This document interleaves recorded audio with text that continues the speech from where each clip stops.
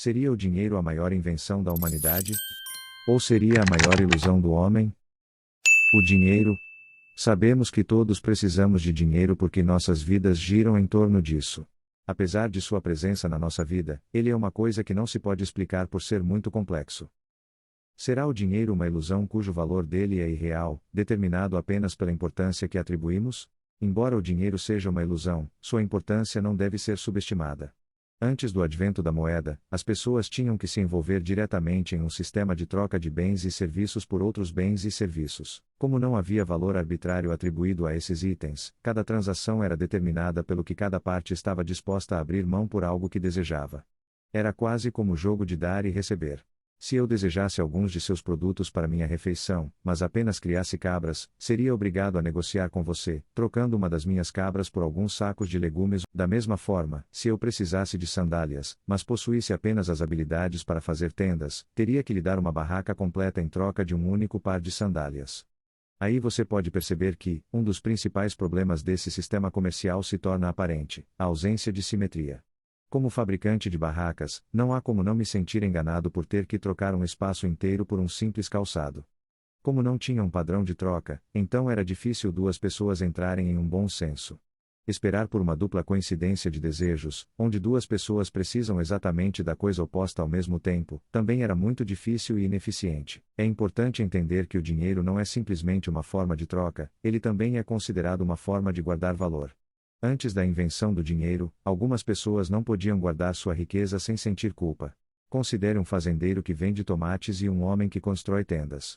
O empresário que produz as tendas tem a capacidade de criar uma ampla comunidade de propriedades, as quais podem ser trocadas com qualquer pessoa necessitada de um lugar para descansar por todo o ano, gerando um lucro considerável.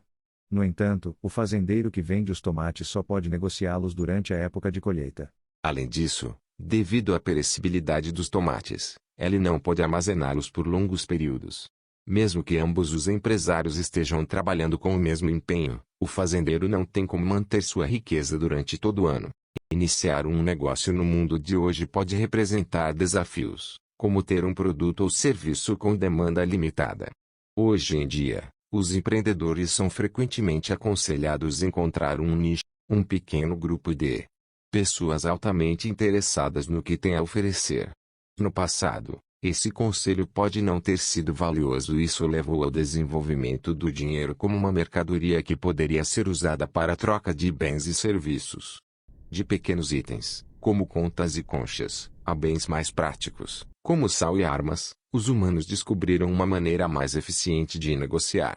Em vez de trocar mercadorias e serviços, os primeiros meios de troca eram itens como conchas e areia, mas eles não tinham muito valor porque eram facilmente disponíveis.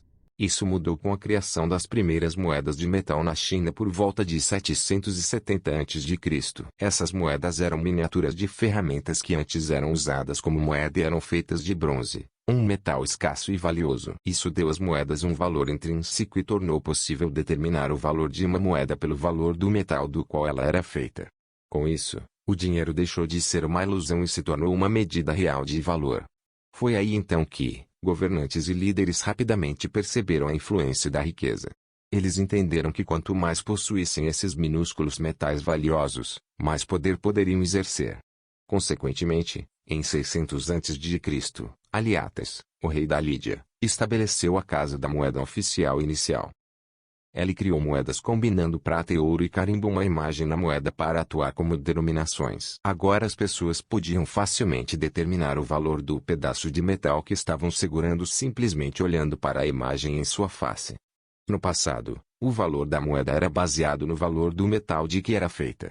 No entanto, isso mudou e agora o valor da moeda é determinado pelos governos e bancos. Isso significa que o valor de uma libra esterlina, por exemplo, é o que dizem os que estão no poder, não com base na quantidade de prata que ela contém. Em outras palavras, o valor da moeda não está mais vinculado aos metais preciosos.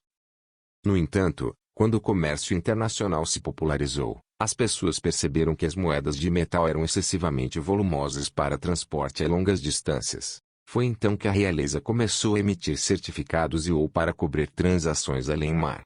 Por esse papel ter ganho um carimbo real, as pessoas acreditaram que eram valiosos e poderiam ser trocados por moedas em espécie. E essa crença tinha fundamentos verdadeiros apenas até. À medida que um número crescente de certificados o inundou o mercado, as pessoas passaram a confiar menos na moeda física. Eventualmente, o valor do papel moeda correspondeu ao que acreditávamos que valia, independentemente de trocá-lo por peças físicas de ouro e prata ou não. Ao longo da história, dos reis antigos aos governos e bancos centrais modernos, o dinheiro permaneceu uma ilusão. Seu valor é determinado não por qualquer valor inerente, mas pelo valor que as pessoas coletivamente atribuem a ele. Em outras palavras, o dinheiro é uma construção social que existe apenas porque acreditamos em seu valor e concordamos em usá-lo como meio de troca. Seu valor percebido pode ser afetado por uma série de fatores, como estabilidade política, desempenho econômico e confiança do público, mas, em última análise, é um conceito subjetivo e muitas vezes instável. A nota mais valiosa ainda em circulação hoje é a nota de $10.000 de Singapura, que vale $7.345 americanos no momento. Embora não seja mais produzido, esse pedaço de papel único ainda é considerado de curso legal, o que significa que pode ser usado para comprar itens valiosos, como casas, carros e até metais preciosos como ouro. O custo de produção da nota é inferior a 20 centavos, mas devido à ilusão do sistema de moeda fiduciária, seu valor equivale a 120 gramas de ouro. A ilusão do dinheiro é algo que muitas vezes ignoramos, mas, assim como os reis do passado, os governos modernos entendem o poder que o dinheiro possui e sempre desejam mais dele. Eles sabem que quanto mais dinheiro você tem, mais poder você exerce. Então o que eles fazem? Bem, eles têm a capacidade de simplesmente criar mais dinheiro do nada. O uso do dinheiro como meio de troca é essencial para a validade desse recurso. Entretanto, é importante ressaltar que a quantidade de dinheiro em circulação deve estar diretamente relacionada com a produção de bens e serviços disponíveis. Caso ocorra a impressão de dinheiro em excesso em relação a essa produção, os preços dos bens e serviços tendem a aumentar, levando a uma desvalorização do dinheiro. Em outras palavras, a inflação se torna um problema quando há um excesso de dinheiro em relação à produção disponível na economia. Como resultado, há uma preocupação crescente entre economistas e indivíduos como nós em relação à atual moeda de reserva global, o dólar americano. Esta questão atraiu considerável atenção e está sendo acompanhada de perto por vários especialistas em todo o mundo. O ano de 2020 foi desafiador para os países em todo o mundo, pois a pandemia do Covid-19 forçou o fechamento da maioria das economias. A disponibilidade de bens e serviços diminuiu e a produção geral diminuiu consideravelmente. O mundo parecia ter parado. Na tentativa de evitar o colapso econômico e a queda da sociedade, o governo dos Estados Unidos da América teve que recorrer à impressão de dinheiro em um ritmo alarmante devido à falta de fluxo de caixa. Este foi um movimento sem precedentes na história do país. À medida que a produção nacional não cresceu tanto quanto esperado, é possível que os preços dos produtos e serviços comecem a aumentar significativamente. Isso pode ser percebido na valorização de commodities como a madeira, cujo preço triplicou em relação ao ano anterior. Embora possa passar despercebido, é possível notar pequenos reajustes nos preços de bens e serviços em estabelecimentos como restaurantes favoritos. À primeira vista, pode parecer bom que os governos tenham decidido enviar estímulo, no caso dos Estados Unidos, cheque-desemprego a seus cidadãos, e no Brasil como auxílio emergencial. No entanto, a verdade é que esta é uma faca de dois gumes. Embora forneça assistência aos necessitados, o que é positivo, também tem suas desvantagens. Atualmente, devido ao aumento dos preços e à diminuição do ritmo da atividade econômica, muitas pessoas estão enfrentando dificuldades para conseguir empregos adequados na hora certa. Esse cenário é motivado tanto pela falta de vagas disponíveis, quanto pela baixa qualidade das opções de trabalho disponíveis. Muitos indivíduos são forçados a aceitar posições que não correspondem às suas habilidades ou preferências, simplesmente porque não há uma alternativa melhor disponível. Um exemplo, num país como os Estados Unidos, empregados como garçom e garçonetes não estão legalmente obrigados a receber pelo menos o salário mínimo nacional.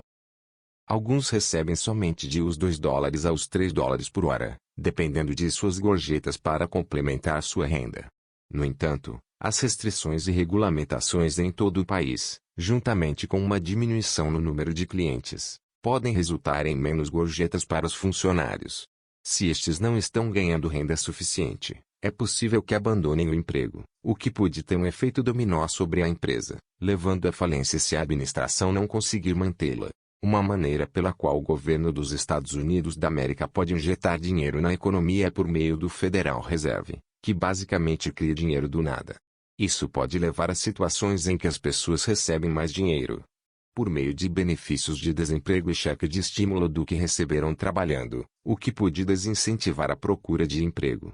Essencialmente, o governo está usando táticas sorrateiras para impulsionar a economia, sem que as pessoas percebam o que está acontecendo. Antes de 2020, os Estados Unidos haviam acumulado uma dívida impressionante de uns 29 trilhões de dólares. Essa quantia de dinheiro é inacreditável e incompreensível.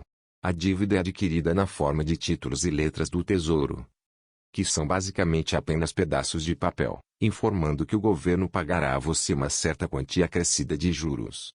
Atualmente, uma nota do Tesouro de 10 anos rende 1,23% de retorno sobre seu investimento no vencimento. Portanto, se você investir $1.000 hoje, receberá um retorno de $12,30 em 2031. Isso já é terrível. Mas para piorar a situação, isso nem acompanha a taxa de inflação, que deve ficar em torno de 2% por ano.